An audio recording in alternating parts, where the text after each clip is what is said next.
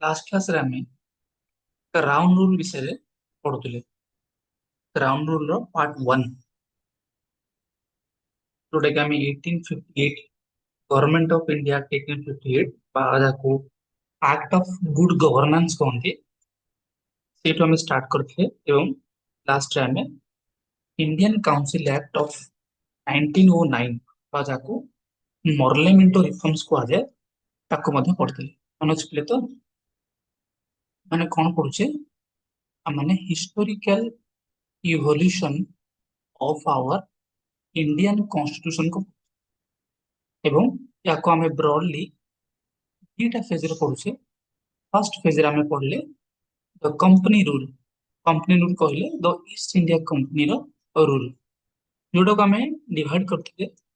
1773 रु 1853। एठी आमे सीरीज ऑफ चार्टर एक्ट विषय पढथिले। आमे फर्स्ट पढले रेगुलेटिंग एक्ट मनोज कि नहीं, तापरे एक्ट ऑफ सेटलमेंट, तापरे आमे कोन पढले हमर charter act of 18 this is 1773 17 around no Pitt's India act भी पढ़थिला ने पिट्स इंडियन एक्ट भी पढ़थिले 1784 right. Then charter act of 1813 charter act of 1833 इटा में पढ़ देथिले। तापरे आमे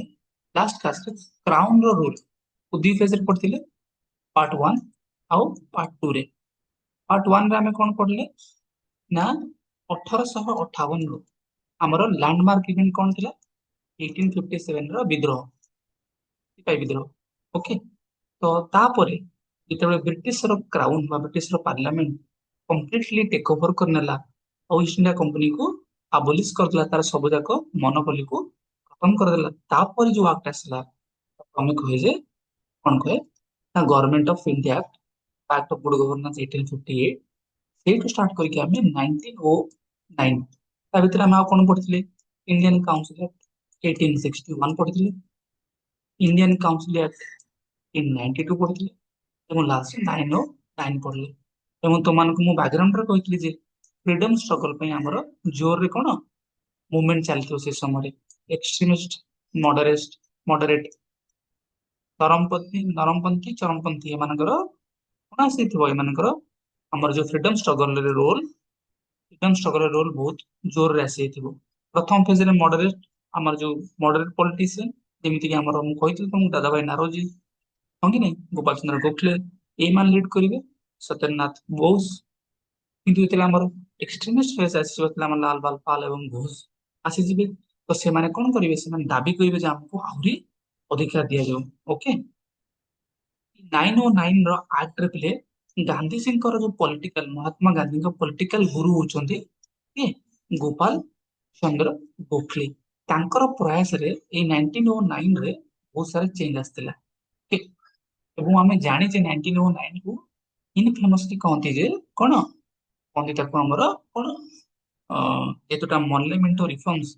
जो हमर मिंटो 2 थिले जे कि हमर कम्युनल इलेक्टोरेट को लेजिटिमाइट कर दिले ताको कोन कर दिले कहले जे मुस्लिम माने केवल मुस्लिम को वोट दे परिवे। So that was a setback for the unity of our INC तार बहुत जोरे विरोध करथिला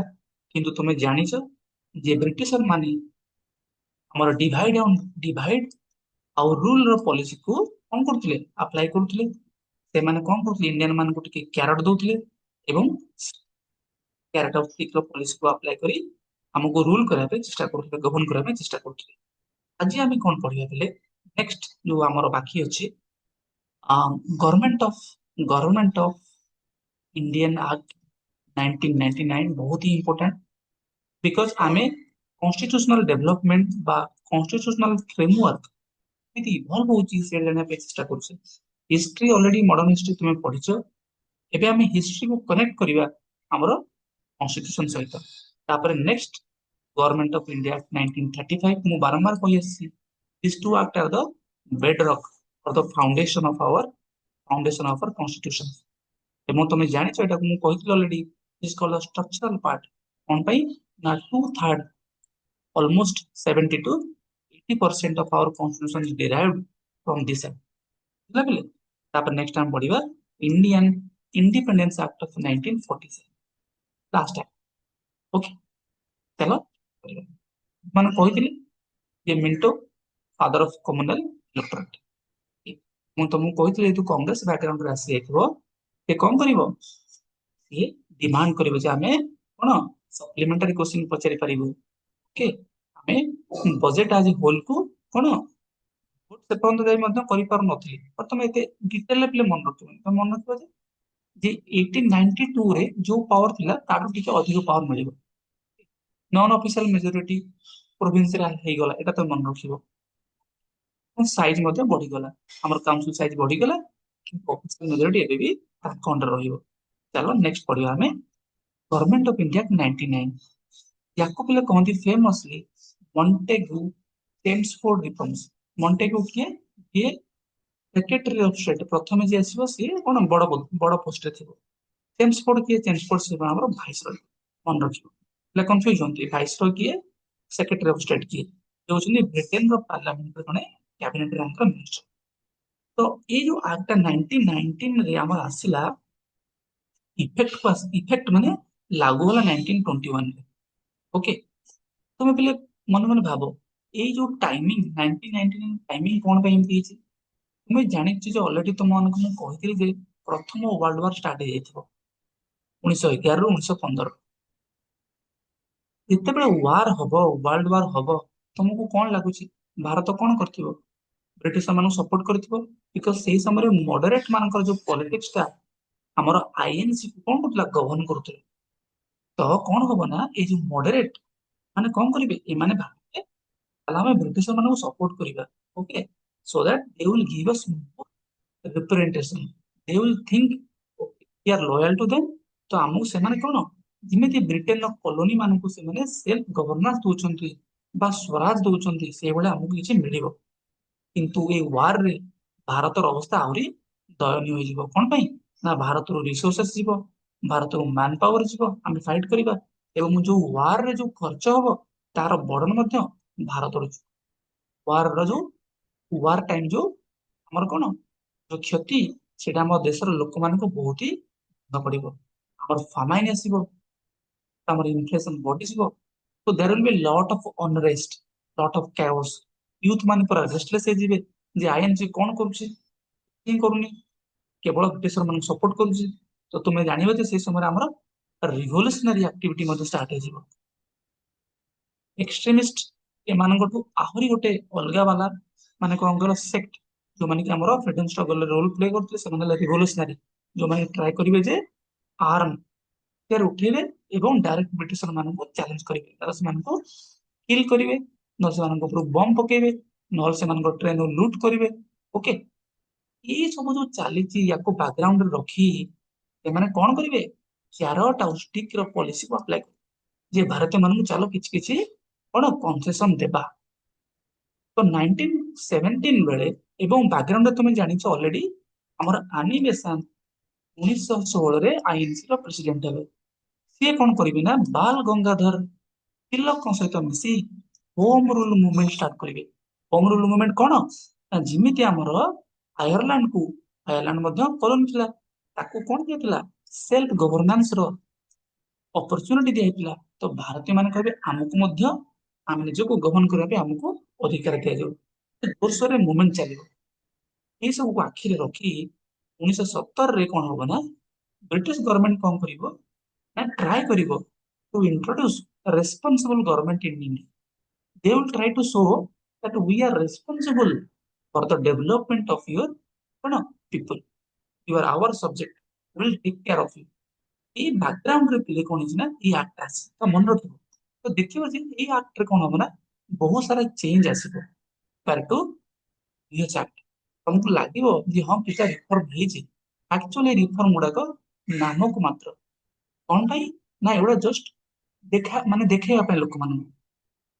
ଏବଂ ଏଇ ଯୋଉ ରିଫର୍ମ ଦ୍ଵାରା ଆମର ସୋ କଲ୍ ଯୋଉ ଏଲାଇଟ୍ ପଲିଟିସିଆନ ଥିଲେ ଯୋଉମାନେ ବାରିଷ୍ଟର ଥିଲେ ଓ ଆମର କଣ ଲୟର୍ସ ଥିଲେ ସେଇମାନେ କେବଳ ବେନିଫିଟ ହେବେ କଣ ପାଇଁ they will try to associate with the council ତାଙ୍କୁ ପର୍କ୍ସ ମିଳିବ ତାଙ୍କୁ ପ୍ରେଷ୍ଟିଜ ମିଳିବ ତାଙ୍କୁ ପୋଷ୍ଟ ମିଳିବ but ultimately Indian common people will be କଣ ତାଙ୍କୁ ତାଙ୍କର ଶୋଷଣ ହେଇପାରିବ। ଏଇଠି ଆଉ ଗୋଟେ ଇମ୍ପୋର୍ଟାଣ୍ଟ ପଏଣ୍ଟ ପିଲେ ମନେ ରଖିବ ଯେ ଆଜିର ତମର ଯୋଉ 7 ସିଡ୍ୟୁଲ ଅଛି ତମମାନଙ୍କୁ ମୁଁ କହିଥିଲି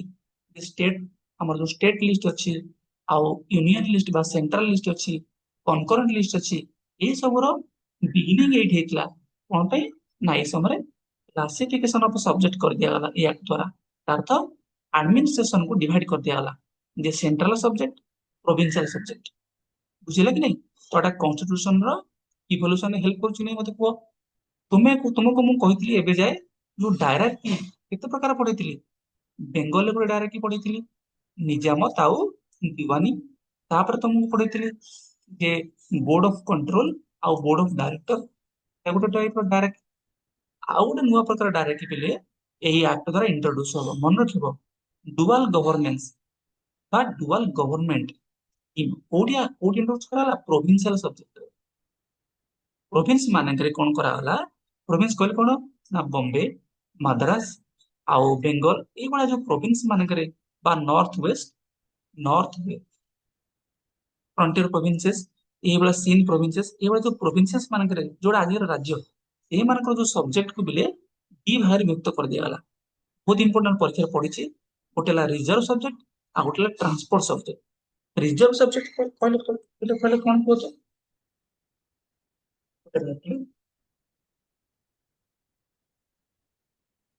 ରିଜର୍ଭ ସବଜେକ୍ଟ କହିଲେ ନା ଯୋଉ ସବଜେକ୍ଟ ଗୁଡାକ ଗଭର୍ଣ୍ଣର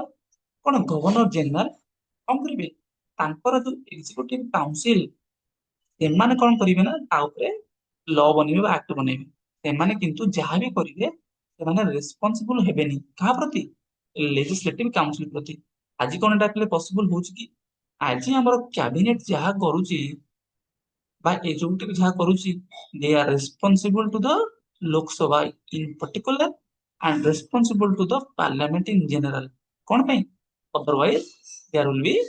କଣ balance of power ଯୋଉ ଅଛି loss ହେଇଯିବ they will become despotic they will become autocratic ଏଇଆ ହିଁ ଚାଲିଥିଲା ତାର ଯୋଉ ଇମ୍ପୋର୍ଟାଣ୍ଟ ସବଜେକ୍ଟ ଗୁଡାକ ଥିବ ସେଟା କଣ ହେଇଥିବ ରିଜର୍ଭ କରିଦିଆଯିବ ଯେ ରିଜର୍ଭ ମାନେ ବୁଝୁଛ ତ ରଖି ଦିଆଯିବ ଅଲଗା ଯେ ତୁମେ ଗଭର୍ଣ୍ଣର ଜେନେରାଲ ତା ଉପରେ ହିଁ ସବୁ ଜିନିଷ ଡିସିସନ ନେଇପାରିବେ ତାଙ୍କର ଗୋଟେ ଏକ୍ଜିକ୍ୟୁଟିଭ କାଉନସିଲ ଥିବ ଯୋଉଟା କି ମୁଁ ବତେଇଥିଲି ଆମର ପୂର୍ବ ଆକ୍ଟରେ ସତ୍ୟେନ୍ଦ୍ରନାଥ ସେନା ସେଇଥିରେ କଣ ପ୍ରଥମ ଲ ମେମ୍ବର ଭାବେ ଆଡ ହେଇଥିଲେ ତାଙ୍କ କାଉନସିଲରେ କିନ୍ତୁ ସେମାନେ ଆକାଉଣ୍ଟେବଲ ହେବେନି ଯଦି ସେମାନେ ଆକାଉଣ୍ଟେବଲ ହେବେନି ତାଙ୍କୁ କୋଶ୍ଚିନ୍ ପଚରାଯିବନି ତା ଲୋକମାନଙ୍କ ଦୁଃଖ ବୁଝିବ କି କିନ୍ତୁ ଆଉ ଗୋଟେ ସବଜେକ୍ଟ ଥିଲା ତାହେଲେ ଟ୍ରାନ୍ସଫର ସବଜେକ୍ଟ ଟ୍ରାନ୍ସଫର ସବଜେକ୍ଟ ମାନେ କଣ ବାକି ସବୁ ଯୋଉ ଛୋଟ ମୋଟ ସବଜେକ୍ଟ ରହିଲା ଆମର ୱାଟର ସାନିଟେସନ ଓକେ ହେଲ୍ଥ ଏଇ ସବୁକୁ ଦେଇ ଦିଆଗଲା ଲେଜିସ୍ଲେଟିଭ କାଉନସିଲ ତୁମେ ଦେଖ ତାର ଓଭରସାଇଟ୍ ତୁମେ ଦେଖ ତାକୁ ଟ୍ରାନ୍ସଫର କରିଦିଆଗଲା କିନ୍ତୁ ବର୍ତ୍ତମାନ କୁହ ରେଭିନ୍ୟୁ କଲେକ୍ସନ ଆଙ୍କ ହାତରେ ଫାଇନାନ୍ସ ଆଙ୍କ ହାତରେ ଓକେ ଆଉ ମିଲିଟାରୀ ବା ପୁଲିସ ଆଙ୍କ ହାତରେ ଲ ଆଣ୍ଡ ଅର୍ଡର ଆଙ୍କ ହାତରେ ତ ଏମାନେ କରିବେ କଣ କିଛି ନାହିଁ ହାତରେ ହାତ ଧରିକି ବସିବେ ତ ଦିସ୍ ଇଜ କଲ୍ଡ ଡାଇରେକ୍ଟ ବା dual government this is one kind of dual government is a third kind of dual government କଣ ଇଣ୍ଟ୍ରୋଡ୍ୟୁସ ଇନ ଦ ପ୍ରୋଭିନ୍ସେସ ମନେ ରଖିବ ବହୁତ ଇମ୍ପୋର୍ଟାଣ୍ଟ ପିଲାମାନେ ବୁଝିପାରନ୍ତିନି ରିଜର୍ଭ ସବଜେକ୍ଟ କହିଲେ କଣ ଟ୍ରାନ୍ସଫର କହିଲେ କଣ ବୁଝିଗଲେ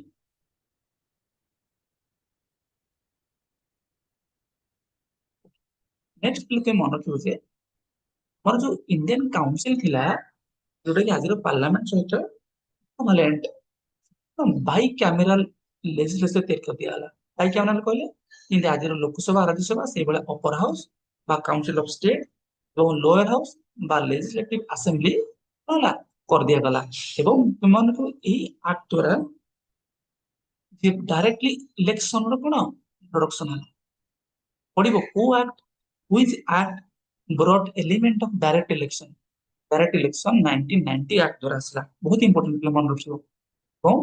ଯେମିତି ମୁଁ କହି ଆସୁଥିଲି ଯେ ଇଣ୍ଡିଆନ ମାନଙ୍କର ରିପ୍ରେଜେଣ୍ଟେସନ କଣ ଦିନକୁ ଦିନ ବଢି ଚାଲିବ ତ ପୂର୍ବ ଆକ୍ଟରେ ଆମେ ପଢିଥିଲେ ଯେ ସତ୍ୟନାରାୟଣ ସେନାଙ୍କୁ କେବଳ ଆଡ କରାଯାଇଥିଲା କିନ୍ତୁ ଏଇ ଆକ୍ଟରେ 3 ଜଣ ଇଣ୍ଡିଆକୁ କଣ କରାଗଲା ଇଣ୍ଡିଆନ ମାନଙ୍କୁ ଭାଇସରାୟଙ୍କର ଏକ୍ଜିକ୍ୟୁଟିଭ କାଉନସିଲରେ କିନ୍ତୁ ଏବେ ଯାଇ ବି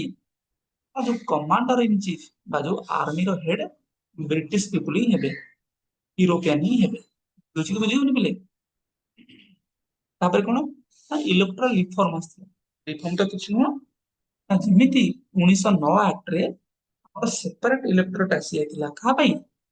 ମୁସଲିମ ମାନଙ୍କ ପାଇଁ ସେଇଟା କଣ କରାଯିବ ଏକ୍ସଟେଣ୍ଡ କରିଦିଆଯିବ କାହା ପାଇଁ ଶିଖ ଇଣ୍ଡିଆନ ଖ୍ରୀଷ୍ଟିଆନ ଆଙ୍ଗ୍ଲୋ ୟୁରୋପିଆନ ଆଉ ୟୁରୋପିଆନ ମାନଙ୍କ ପାଇଁ ଦେଖ କୋଉ ଭଳିଆ କମ୍ୟୁନାଲ ପଲିଟିକ୍ସ ର ମାନେ କଣ ହାଇଟ ପହଞ୍ଚିଲାଣି ସେମାନେ ତ କେବଳ ମୁସଲିମକୁ ଦେଇଥିଲେ 1909 ରେ ବାକି ମାନେ ବି ଡିମାଣ୍ଡ କରିବେ କହିବେ ଆମକୁ ଦିଅ ତ ଶିଖ କୁ ଦେଇ ଦିଆଗଲା ଶିଖ ଲୋକ ଶିଖ ଭୋଟ କରିବେ ଇଣ୍ଡିଆନ ଖ୍ରୀଷ୍ଟିଆନ ସେମାନେ ନିଜକୁ ଭୋଟ କରିବେ ଆଙ୍ଗ୍ଲୋ ୟୁରୋପିଆନ ବି କେବଳ ସେମାନେ ସେଇ ଲୋକମାନେ ସେଇ ତାଙ୍କର ହିଁ ରିପ୍ରେଜେଣ୍ଟେଟିଭ ମାନଙ୍କୁ ଭୋଟ କରିପାରିବେ what will happen this will weaken the movement for freedom struggle ବୁଝୁଛି ଏବଂ ଯୋଉ ଆମର ଯୋଉ ଇଲେକ୍ସନ ଇଣ୍ଟ୍ରୋଡ୍ୟୁସ ହେଇଥିଲା that is very limited in nature ବା ଯୋଉ ଫ୍ରାଞ୍ଚାଇଜ ଆମେ କୁହନ୍ତି ଇଲେକ୍ସନ କୁ କୁହନ୍ତି ଫ୍ରାଞ୍ଚାଇଜି ଓକେ ତ ସେ ଫ୍ରାଞ୍ଚାଇଜି କଣ ହେଲା ନା ଲିମିଟେଡ ଥିଲା କାହା ପ୍ରତି ନା ପ୍ରପର୍ଟି ଟାକ୍ସ ଦେଇ ପାରୁଥିବ ବା ଯାହା ପାଖରେ ପ୍ରପର୍ଟି ଥିବ ଯେ ଟାକ୍ସ ପେ କରିପାରୁଥିବ ଯେ ଏଜୁକେଟେଡ ଥିବ ସେଇମାନେ କେବଳ ଭୋଟ କରିପାରିବେ ଆଜି କଣ ସେଇଆ ଅଛି କି ଆଜିର ଭୋଟିଂ ର କ୍ରାଇଟେରିଆ କଣ କେବଳ 18 ବର୍ଷ ହେଲେ ତୁମେ ଭୋଟ କରିପାରିବ ଇଣ୍ଡିଆନ ହେଇଥିଲେ ତୁମେ କଣ ଭାରତ ନାଗରିକ ହେଇଥିଲେ ଭୋଟ କରିପାରିବ ଏବଂ ଆଉ କଣ ତା ଭିତରେ ନା ଯୋଉ ଫାଇନାନ୍ସିଆଲ ଅଟୋନୋମି ନା ସେଟା ମଧ୍ୟ ଦିଆଗଲା କାହାକୁ ନା ଯୋଉ ସେଣ୍ଟର ଆଉ ପ୍ରୋଭିନ୍ସ ମାନଙ୍କର ବଜେଟ ଏହା ପୂର୍ବରୁ କଣ ଗୋଟେ ବଜେଟ ହଉଥିଲା ଏଇ ଆକ୍ଟ ଦ୍ୱାରା ତାକୁ ସେପାରେଟ କରିଦିଆଗଲା ପ୍ରୋଭିନ୍ସିଆଲ ର ଯୋଉ ବଜେଟ ଗୁଡାକ କଣ ହେଲା ସେଣ୍ଟର ର ବଜେଟ ରୁ ସେପାରେଟ କରିଦିଆଗଲା ଏବଂ ପ୍ରୋଭିନ୍ସେସ୍ ମାନଙ୍କୁ କୁହାଗଲା ଯେ ତୁମେ ନିଜର ବଜେଟ କୁ ନିଜେ କଣ କରିପାରିବ ଏନାକ୍ଟ କରିପାରିବ ତାର ତ ବମ୍ବେ ନିଜର ବଜେଟ କରିବ ଆଉ ମଦ୍ରାସ ନିଜର ବଜେଟ କୁ ଇଣ୍ଟ୍ରୋଡ୍ୟୁସ କରିପାରିବ ବହୁତ ଇମ୍ପୋର୍ଟାଣ୍ଟ ଫିଚର ପିଲା ମନେ ରଖିବ ଏଇ ଆକ୍ଟ ଦ୍ୱାରା ପିଲେ କଣ ହେଲା ନା ଗୋଟେ ହାଇ କମିଶନ କ୍ରିଏଟ କରାଗଲା ଆଜିର ଯୋଉ ତୁମେ ପଢୁଛ ନା ambassador high commission for India କୋଉଠି ଲଣ୍ଡନ କ୍ରିଏଟ କରାଗଲା ଓକେ ତାପରେ କଣ କରାଗଲା ନା ଯୋଉ ସିଭିଲ ସର୍ଭିସ ରିକ୍ରୁଟମେଣ୍ଟ ପାଇଁ ଗୋଟେ ସେଣ୍ଟ୍ରାଲ ପବ୍ଲିକ ସର୍ଭିସ କମିଶନ ବା ଯୋଉ ତୁମେ ଆଜି ଯୋଉ ୟୁପିଏସସି ଜାଣୁଛ ତାର କଣ ହିଷ୍ଟ୍ରି ଏଇଠି ଅଛି ଗୋଟେ କ୍ରିଏଟ କରିଦିଆଗଲା ଯୋଉଟା କି 1926 ରେ କଣ ହେଲା ଆମର ଏଇ ଆକ୍ଟରେ କୁହାଯାଇଥିଲା କିନ୍ତୁ ଆସୁ ଆସୁ 7-8 ବର୍ଷ ଏତିକି ପିଲା ତ ମନେ ରଖିବେ ଏବଂ ଏଇ ଆକ୍ଟର ରିଭ୍ୟୁ 1919 ର act, ତ 10 ବର୍ଷ ଦେଖାଯିବ ଯେ ଏଇ ଆକ୍ଟଟା କେମିତି ଭାରତରେ ରେସ୍ପନ୍ସିବଲ ଗଭର୍ଣମେଣ୍ଟ ଆଣୁଛି ସେଟା ଚେକ୍ କରାଯିବ ବୁଝୁନି ଯଦି ଏଥିରେ କିଛି ଫ୍ଲ ଥିବ ତାହେଲେ କରେକ୍ସନ କରାଯିବ ତ ସେଥିପାଇଁ କଣ କହିଦିଆଗଲା ଯେ ଗୋଟେ ଷ୍ଟାଚୁଟାରୀ କମିଶନ ଆସିବ 10 ବର୍ଷ ପରେ କଣ ଦେଖିବ ଯେ ୟାର ଇଫେକ୍ଟିଭନେସ କେତେ ତୁମେ ଜାଣିଛ 10 ବର୍ଷ ହେଇନି ତା ପୂର୍ବରୁ 1927 ରେ କିଏ ଆସିଗଲା ସାଇମନ କମିଶନ ପଢୁଛ କି ନାଇଁ ସାଇମନ କମିଶନ ଗୋ ବ୍ୟାକ୍ ଏଇ ସବୁ ନାରା ଇଣ୍ଡିଆନ ମାନେ ଦେଇଥିଲେ କଣ ବି ଦେଇଥିଲେ ନା ଏଇ ଯୋଉ 7 ଜଣର ବା 7 ମେମ୍ବର କମିଶନ ମାନେ ବସିବାର ଥିଲା ସେଥିରେ ସମସ୍ତେ କଣ ଥିଲେ all white people all Britisher no Indian ତୁମେ ଇଣ୍ଡିଆନ ମାନଙ୍କର ଦୁଃଖ ବୁଝିବାକୁ ଆସିଛ ସେମାନଙ୍କର କନଷ୍ଟିଟ୍ୟୁସନାଲ ଡେଭଲପମେଣ୍ଟ କରିବାକୁ ଆସୁଛ କିନ୍ତୁ ତା ଦେହରେ ଇଣ୍ଡିଆନ ମାନଙ୍କର ରିପ୍ରେଜେଣ୍ଟେସନ ହିଁ ନାହିଁ ଓକେ ତାକୁ କହନ୍ତି ହ୍ୱାଇଟ କମିଶନ ଓକେ ତ ମନେ ରଖିବ ଏଥିରେ କଣ କରାଯାଇଥିଲା କୋଉ କୋଉ ପ୍ରପୋଜାଲ ଦିଆଯାଇଥିଲା ସେମାନେ ତାଙ୍କର ଯୋଉ ରିପୋର୍ଟ ବନେଇଥିଲେ 1930 ରେ ସବମିଟ କରିକି କଣ କରିଥିଲେ ନା ଯୋଉ ଡାଇରାକ୍ଟଲି ଅଛି ପ୍ରୋଭିନ୍ସରେ ଡାଇରେକ୍ଟଲି ଅଛି କି ନାଇଁ ଟ୍ରାନ୍ସଫର ସବଜେକ୍ଟ ଆଉ ରିଜର୍ଭ ସବଜେକ୍ଟ ତାକୁ ଆବଲିଶ କରିଦିଆଯାଉ ଏବଂ ରେସ୍ପନ୍ସିବଲ ଗଭର୍ଣମେଣ୍ଟ ର ଏକ୍ସପାନସନ ହଉ ଆଉ ଗୋଟେ କଣ ଗୋଟେ ଫେଡେରେସନ ହଉ ବ୍ରିଟିଶ ଇଣ୍ଡିଆର ଗୋଟେ କଣ federation of British India princely state ମାନଙ୍କର ଗୋଟେ ଫେଡେରେସନ ହଉ ଫେଡେରେସନ ମାନେ ପିଲେ ବୁଝୁଛ ତ ଆଜି ଯେମିତି ଇଣ୍ଡିଆ ଗୋଟେ କଣ federation federation of different state ତ ସେଇ ସମୟରେ ବ୍ରିଟିଶ ଇଣ୍ଡିଆ ଯୋଉ ସବୁ ଟେରିଟୋରି ଅକ୍ତିଆର କରିଥିଲା ଆଉ ଯୋଉ ପ୍ରିନ୍ସଲି ଷ୍ଟେଟ ମାନେ ଥିଲେ ସେମାନେ ମିଶିକି ଗୋଟେ ଫେଡେରେସନ କରିବେ ବୋଲି ପ୍ରପୋଜାଲ ଗଲା ଓ ଏମାନେ କହିଲେ ଯେ ଯୋଉ କମ୍ୟୁନାଲ ଇଲେକ୍ଟେଡ ଷ୍ଟାର୍ଟ ହେଇଛି ତାକୁ କଣ କରୁ ତାକୁ ତାକୁ ମେଣ୍ଟେନ କରାଯାଉ ତୁମେ ଜାଣିଛ ଏଇ ସମୟରେ ଆମର ଆଗ୍ରହରେ କଣ ଚାଲିଥିବ ଲବଣ ସତ୍ୟାଗ୍ରହ ବା ସିଭିଲ ଡିସଓବିଡିଏନ୍ସ ମୁଭମେଣ୍ଟ ମନେ ଅଛି କି ନାଇଁ ଗାନ୍ଧୀ ଜୋରସୋରରେ ଚଲେଇଥିବେ ତ ତାପରେ ନେକ୍ସଟ ଡେଭଲପମେଣ୍ଟ କଲେ କଣ ହବ ନା କମ୍ୟୁନାଲ ଆୱାର୍ଡ 1932 ମନେ ରଖିବ କମ୍ୟୁନାଲ ଆୱାର୍ଡ କହିଲେ କଣ ନା ଯେମିତି ସେପାରେଟ ଇଲେକ୍ଟୋରେଟ ମୁସଲିମକୁ ମିଳିଲା ଶିଖକୁ ମିଳିଲା ଆଙ୍ଗ୍ଲୋ ଇଣ୍ଡିଆନ କୁ ମିଳିଲା ୟୁରୋପିଆନ କୁ ମିଳିଲା ଇଣ୍ଡିଆନ ଖ୍ରୀଷ୍ଟିଆନ କୁ ମିଳିଲା ଏମାନେ କହିଲେ ଯୋଉ ଡିପ୍ରେସ୍ଡ କ୍ଲାସ ମାନେ ଥିଲେ ତାଙ୍କ ନେତା କିଏ ଥିଲେ ଆମର ବାବା ସାହେବ ଆମ୍ବେଦକର ସିଏ କହିଲେ ଡିପ୍ରେସ୍ଡ କ୍ଲାସ ମାନେ ତ ଇଣ୍ଡିଆନ ସେମାନେ ତ ନିହାତି ସେମାନଙ୍କର ମାନେ କଣ ସବୁଠୁ ସୋସାଇଟିରେ ସେମାନଙ୍କର ସବୁଠୁ ମାନେ କଣ ଦଳିତ ଶୋଷିତ ତ ତାଙ୍କୁ କଣ ଦିଆଯିବନି ସେପାରେଟ ଇଲେକ୍ଟୋରେଟ ସେ କଣ କଲେ ଜୋରସୋରରେ ଏ ଡିମାଣ୍ଡ ଉଠେଇଲେ। এটা କାହା ଦ୍ୱାରା ପ୍ରପୋଜ କରାଯାଇଥିଲା? ପ୍ରାଇମ ମିନିଷ୍ଟର ୟୁକେ ର ବା ବ୍ରିଟେନ ର ପ୍ରାଇମ ମିନିଷ୍ଟର ରାମସେ ମ୍ୟାକଡୋନାଲ୍ଡ ଇଏ ପ୍ରପୋଜ କରିଥିଲେ 1932 ରେ ଟୁ ଏନସିଓର ମାଇନରିଟି ରିପ୍ରେଜେଣ୍ଟେସନ, ଯୋଉ ଏସସି ଏସଟି ର ରିପ୍ରେଜେଣ୍ଟେସନ ର କଣ ଯୋଉ ଆମର ସୋର୍ସ ଏଇଠି ଥିଲା। ଯେମିତି ସେପାରେଟ ଇଲେକ୍ଟୋରାଲ ମୁଁ ତମମାନଙ୍କୁ କହିଲି ନା, ସେଇଭଳିଆ ଏକ୍ସଟେଣ୍ଡ କରାଯାଉ ଡିପ୍ରେସ୍ଡ କ୍ଲାସକୁ ବା ସିଡ୍ୟୁଲ କ୍ଲାସକୁ। ଏଥିରେ କଣ ହବ ପିଲେ? ଗାନ୍ଧୀ ଜୋରସୋରରେ ବିରୋଧ କରିବେ ଏବଂ ସେ ଫାଷ୍ଟ ଅନ୍ ଟୁ ଡେଥ୍ କରିବେ କୋଉଠି? ଏରୱାଡା ଜେଲରେ। କଣ ହବ? ସେଠୁ ପୁନା ପ୍ୟାକ୍ଟ ଆସିବ। ଆମର ମଦନ ମୋହନ ମାଲବ୍ୟ ସାହେବ ଆସିବେ ଗାନ୍ଧୀଙ୍କ ତରଫରୁ, ସେ ଆମ୍ବେଦକର ସହିତ ପ୍ୟାକ୍ଟ କରିବେ, ଆଗ୍ରିମେଣ୍ଟ କରିବେ ଏବଂ କଣ ହବ ନା ଯୋଉ ସେପାରେଟ ଇଲେକ୍ଟୋରେଟ ର କନସେପ୍ଟକୁ ଖାରଜ କରିଦିଆଯିବ। କିନ୍ତୁ ଯେହେତୁ ସିଡ୍ୟୁଲ କାଷ୍ଟ ଲୋକମାନେ ବି ଅଣ୍ଡର ହିନ୍ଦୁ, ତ ସେମାନଙ୍କ ପାଇଁ କଣ କରିଦିଆଯିବ? ରିଜର୍ଭେସନ ଅଫ ସିଟ୍ କରିଦିଆଯିବ ଏବଂ ଜଏଣ୍ଟ ଇଲେକ୍ଟୋରେଟ ର କନସେପ୍ଟକୁ ମେଣ୍ଟେନ କରାଯିବ। ତାର ଯଦି ମନେକର କୌଣସି ଏସସି ର ଜଣେ ଏମପି ଏମଏଲଏ ଠିଆ ହଉଛନ୍ତି, ତାହେଲେ ତାଙ୍କୁ ଭୋଟ ଦେବେ ସବୁ ଲୋକମାନେ, ନା କି କେବଳ ଡିପ୍ରେସ୍ଡ କାଷ୍ଟ ଲୋକମାନେ। ଓକେ, ତ ଲେଟର କଣ ହବ ପିଲେ? ଲେଟର ଆମର ସବୁଠୁ ଇମ୍ପୋର୍ଟାଣ୍ଟ ଆକ୍ଟ ଆସିବ, ଯୋଉଟାକୁ ଆମେ କହନ୍ତି ଗଭର୍ଣ୍ଣମେଣ୍ଟ ଅଫ ଇଣ୍ଡିଆ 1935। ଏଟା ସବୁ ଯୋଉ ପ୍ରୋଭିଜନ ପିଲେ ମନେ ରଖିଲ, ବୁଝିଲ ଭଲ କରି। ଏ ସମୟରେ ପିଲେ ଆମର କଣ ହବ? ତୁମେ ମନେ ରଖିବ ଯେ ଭାଇସରୟ କିଏ ଥିଲେ? Lord Wellington. ବହୁତ ଇମ୍ପୋର୍ଟାଣ୍ଟ, ଲର୍ଡ ୱିଲିଂଟନ। ଓକେ, ଏଇ ଯୋଉ ଆକ୍ଟଟା ପିଲେ ଗୋଟେ ବହୁତ ହି ମାଇଲଷ୍ଟୋନ ଆକ୍ଟ। କଣ ପାଇଁ ନା this will create lot of constitutional କଣ development for the structural part of the constitution will be greatly influenced by this act. କେମିତି ନା ତୁମେ ତୁମେ ଜାଣିଛ ଏ ଲାଷ୍ଟ ଆକ୍ଟରେ ଟିକେ ଫେଡେରେସନ ର କଥା କହିଥିଲା, ତ ଏଇ ଆକ୍ଟରେ ମଧ୍ୟ ସେଇଭଳିଆ କଣ ଗୋଟେ ଅଲ ଇଣ୍ଡିଆ ଫେଡେରେସନ ର କ୍ରିଏସନ ହଉ, କାହାକୁ ନେଇକି ନା ପ୍ରୋଭିନ୍ସ ଆଉ ପ୍ରିନ୍ସଲି ଷ୍ଟେଟକୁ ନେଇକି ଗୋଟେ ଫେଡେରେସନ ତିଆରି କରାଯିବ ବୋଲି ପ୍ରପୋଜାଲ ଦିଆଗଲା। କିନ୍ତୁ ଏଟା କେବେ ଇଫେକ୍ଟରେ ଆସିନଥିଲା। କଣ ପାଇଁ ନା ପ୍ରିନ୍ସଲି ଷ୍ଟେଟ କେବେ ଏ ଫେଡେରେସନକୁ ଜଏନ୍ ହିଁ କରିନଥିଲେ। କିନ୍ତୁ ଏଟା ବହୁତ ଇମ୍ପୋର୍ଟାଣ୍ଟ ପିଲା ମନେ ରଖିବାକୁ ପଡିବ। ଅଲ ଇଣ୍ଡିଆ ଫେଡେରେସନ ର କନସେପ୍ଟ କୋଉ ଆସିଥିଲା? ତାପରେ କଣ କରିଦିଆଗଲା ନା ଯୋଉ ପାୱାର ଯେ କୋଉ ସବଜେକ୍ଟରେ କିଏ ଲ ବନେଇବ ସେଇଟା କଣ କରାଗଲା? ତିନିଟା ଲିଷ୍ଟରେ ଡିଭାଇଡ କରିଦିଆଗଲା। ମୁଁ ତମକୁ ବାର ବାର କହୁଛି, seven schedule comes from this act, this provision of the act: federal list, provincial list, concurrent list। ଅଛି କି ନାହିଁ ଆଜି? ଫେଡରାଲ କହିଲେ ସେ ସମୟର ବା ଆଜିକାର ଯୋଉ ୟୁନିୟନ ଲିଷ୍ଟ ବା ସେଣ୍ଟ୍ରାଲ ଲିଷ୍ଟ ସହିତ ସମାନ। ଏବଂ ତମକୁ ବତେଇଥିଲି ସେଭେନ ସିଡ୍ୟୁଲ ପଢିଲା ବେଳେ ଯୋଉ ରେସିଡୁଆଲ ପାୱାର କାହା ଉପରେ ଦିଆଯାଇଛି? ପାର୍ଲାମେଣ୍ଟକୁ ଦିଆଯାଇଛି ବା ସେଣ୍ଟରକୁ ଦିଆଯାଇଛି। ସେଇ ସମୟରେ ଭାଇସରାୟଙ୍କୁ ଦିଆଯାଇଥିଲା। ପଢିବ ଯେ ରେସିଡୁଆଲ ପାୱାର କାହାକୁ ଆସାଇନ୍ କରାଯାଇଥିଲା? ଯୋଉ ସବଜେକ୍ଟ ଗୁଡାକ ମେନସନ ହେଇନି, ମନେକର ଏଠି 59 ସବଜେକ୍ଟ ଅଛି, ଏଠି 54 ଅଛି, ଏଠି 36 ଅଛି, ଏମିତି କିଛି ସବଜେକ୍ଟ ଇଭଲ୍ଭ ହବ ଯୋଉଟା କି ଲେଖାଯାଇନି, ତାପରେ କିଏ ଲ ବନେଇବ? ସେ ଯୋଉ ରେସିଡୁଆଲ ସବଜେକ୍ଟର ପାୱାରଟା ଭାଇସରୟଙ୍କୁ ଦିଆଯାଇଥିଲା, ମନେ ରଖିବ। ତାପରେ କଣ କରାଯାଇଥିଲା ନା ଯୋଉ ପ୍ରୋଭିନ୍ସିଆଲ ଅଟୋନୋମି କଣ ପିଲେ ନା ଯୋଉ ଆମର ବମ୍ବେ ମାଦ୍ରାସ ସେମାନଙ୍କୁ ଆହୁରି ଅଟୋନୋମି ଦେବା ପାଇଁ ଚେଷ୍ଟା କରାଗଲା। ଏବଂ ଯୋଉ ଡାଇରେକ୍ଟଲି ପିଲେ ଷ୍ଟେଟରେ ଥିଲା,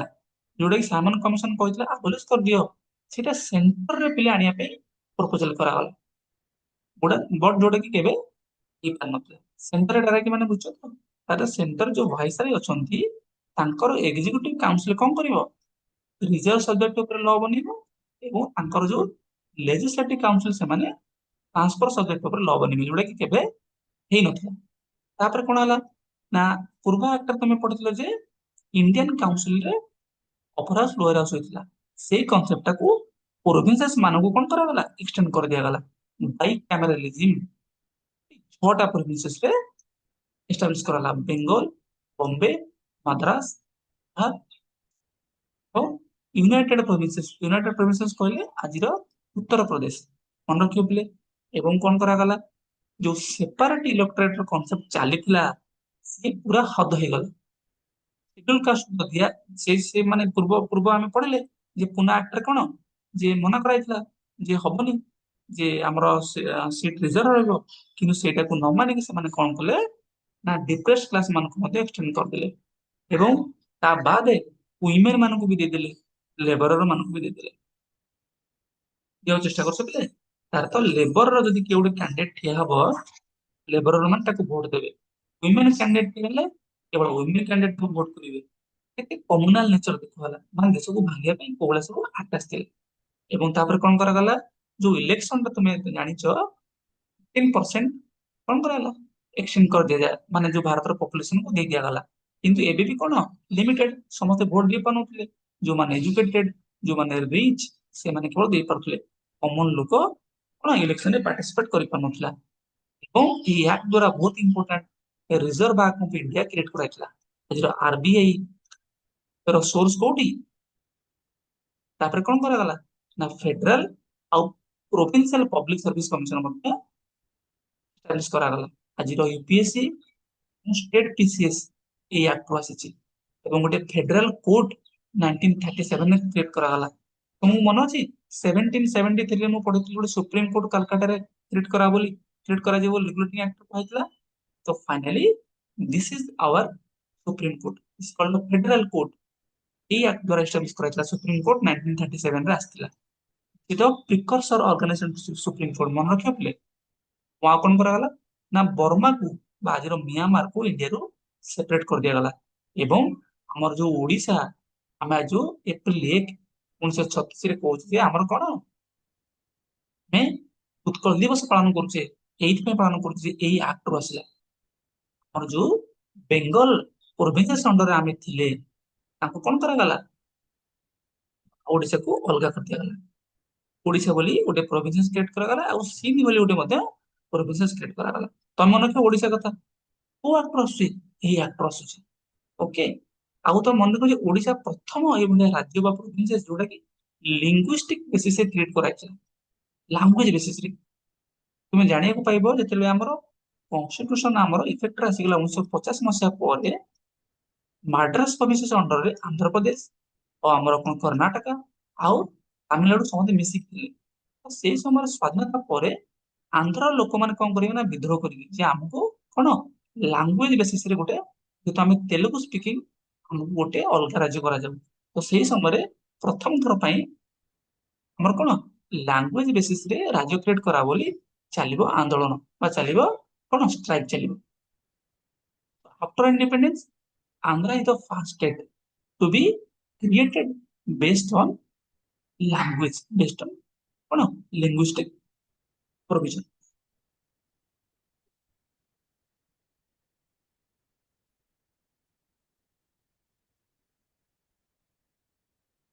କିନ୍ତୁ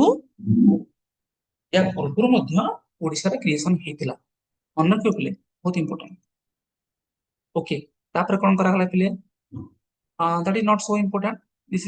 ଇଜ ଓକେ। ତାପରେ ଲାଷ୍ଟ ଆକ୍ଟ ଆମର ଆସିବ କଣ, ଇଣ୍ଡିଆନ ଇଣ୍ଡିପେଣ୍ଡେନ୍ସ ଆକ୍ଟ 1940। କିଛି ନାହିଁ ପିଲେ, ଏଇଟା କଣ ନା ଆମର ତୁମେ ଜାଣିଛ ଲର୍ଡ ମାଉଣ୍ଟ ବେଟନ ସେତେବେଳେ ଲାଷ୍ଟ କଣ ଭାଇସରୟ ଥିବେ, ଇଏ ଆମର ଲାଷ୍ଟ ଭାଇସରୟ।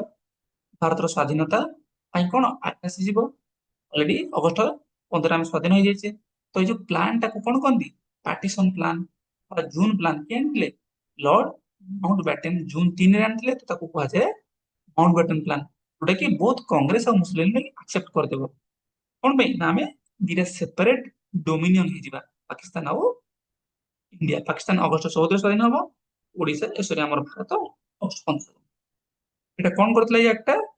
ଦିଟା ଡୋମିନିଅନ ଏଷ୍ଟାବ୍ଲିଶ କରିଥିଲା, ଟୁ ଇଣ୍ଡିପେଣ୍ଡେଣ୍ଟ ଡୋମିନିଅନ, ଗୋଟେ ଇଣ୍ଡିଆ ଗୋଟେ ପାକିସ୍ତାନ। ଏବଂ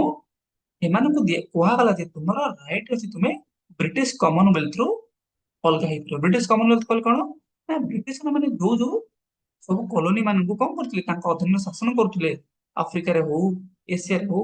ସେମାନଙ୍କର ସେମାନେ ଗୋଟେ କଣ କରୁଥିଲେ, ଗୋଟେ କମନୱେଲ୍ଥ ମାନେ ଗୋଟେ ସଂଘ କରିଥିଲେ, ଯୋଉଟା କହନ୍ତି କମନୱେଲ୍ଥ ଅଫ କଣ୍ଟ୍ରିଜ, କହନ୍ତି ବ୍ରିଟିଶ କମନୱେଲ୍ଥ। ଏମାନଙ୍କୁ କୁହାଗଲା ତମ ଇଚ୍ଛା ଅଛି ତମେ ବାହାରିଯିବ। ଏବଂ କଣ କରାଗଲା ନା ଯୋଉ ଭାଇସରାୟଙ୍କର ପୋଷ୍ଟ ଥିଲା ତାକୁ ପୋଲିସ କରିଦିଆଗଲା, ଏବଂ ଗଭର୍ଣ୍ଣର ଜେନେରାଲ ର ପୋଷ୍ଟକୁ ଆଣାଗଲା। ମାନେ ପାକିସ୍ତାନ ପାଇଁ ଜଣେ ଗଭର୍ଣ୍ଣର ଜେନେରାଲ ହେବେ, ଇଣ୍ଡିଆ ପାଇଁ ଜଣେ ଗଭର୍ଣ୍ଣର ଜେନେରାଲ ହେବେ। ପାକିସ୍ତାନ ମହମ୍ମଦ ଅଲି ଜିନ୍ନା ହେଲେ, ଇଣ୍ଡିଆରେ ହେଲେ ଆମର ମାଉଣ୍ଟ ବ୍ୟାଟେନ। ଓକେ। ଏବଂ ତମେ ଜାଣିଛ କ୍ୟାବିନେଟ ମିଶନ ପ୍ଲାନ ଆସିଥିଲା, ତ ସେ ଅନୁସାରେ ଗୋଟେ କନଷ୍ଟିଟ୍ୟୁଣ୍ଟ ଆସେମ୍ବଲି ତିଆରି କରାଯିବ। ସେ କଣ କରିବ ନା ଗୋଟେ କନଷ୍ଟିଟ୍ୟୁସନ ତିଆରି କରିବ। ଓକେ। ଏବଂ ଯେତେକ ବ୍ରିଟିଶ ଲ ଥିଲା ତାକୁ ରିପିଲ କରିଦବ, ଇନକ୍ଲୁଡିଂ ଦିସ୍ ଆକ୍ଟ ଅଲସୋ।